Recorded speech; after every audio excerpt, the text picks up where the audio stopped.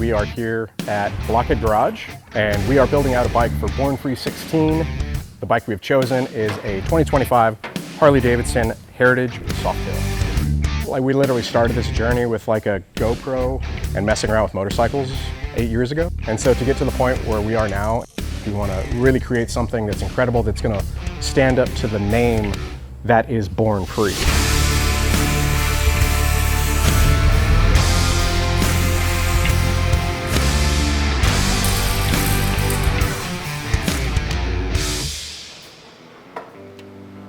The bike that we're looking to essentially replicate or build this into is a 1937 Harley-Davidson Knucklehead. It's kind of nice to be able to like mix and match, you know, modern performance, but vintage flavor. And that's exactly what we're going for with this.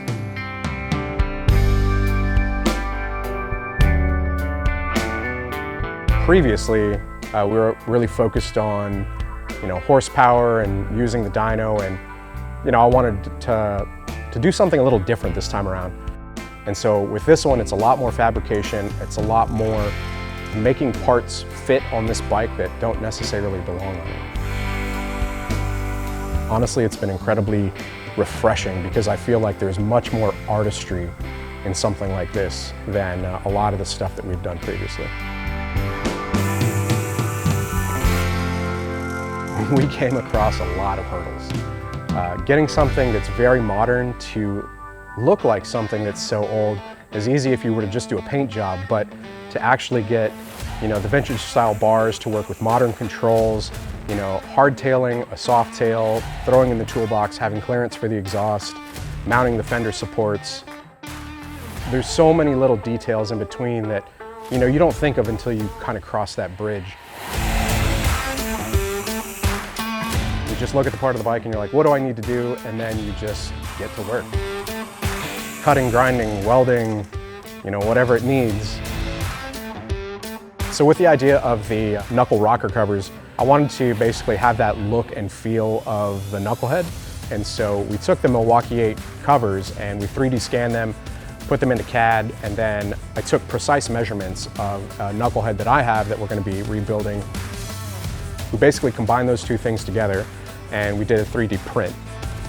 We test fitted it, noticed some things needed to change, we needed some clearancing.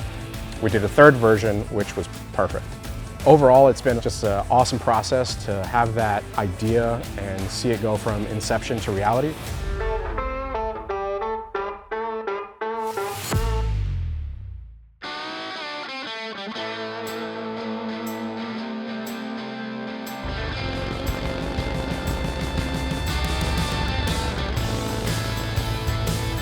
I think it's going to throw a lot of people for a loop and want them to do a double take.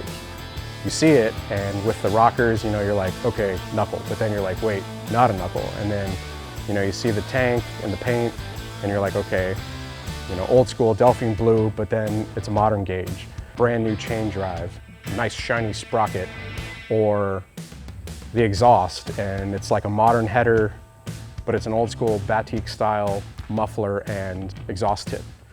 Hardtail, but it's not a hardtail, it started as a softail. You have the first read, right, which is seeing it from afar, and then as you approach, you're going to have the second read. And so I want people to kind of be able to see that and start to see those details and see all those little extra special touches that we did to it, like, you know, where the pinstripes end on the rear fender that's behind the chain and behind the tool chest. You know, we decided to pay a little bit more attention to those details. Hopefully everybody else has an appreciation for those as well. I always wanted to kind of document and share my experience with motorcycles so that others could also feel that enthusiasm, maybe share in that enthusiasm. I started this whole thing without knowing anything. I literally was working on a used Harley-Davidson Iron 883 in a parking lot with a Walmart toolkit. I feel like there's so many more people out there that are like me, that just want to learn, but they might not know where to start. It's always been the goal behind Blockhead, is to help people, to get people into riding motorcycles, give them the confidence that, you know, you guys can do this too.